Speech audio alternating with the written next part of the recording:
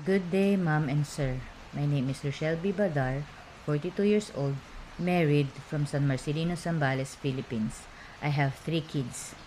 My height is 157 centimeter and my weight is 58 kilograms. I am a vocational graduate in caregiver. I am a first timer to work abroad. I have work experience as a kitchen helper in year 2021 to 2023. And my duties are assisting chef with food preparation, maintaining food safety, ensuring all kitchen equipments and workspace sanitized and organized throughout service hours. I also have experience as a housekeeping staff in year 2024 to 2025. And my duties are cleaning guest rooms, following hotel standards, ensuring sanitation and comfort.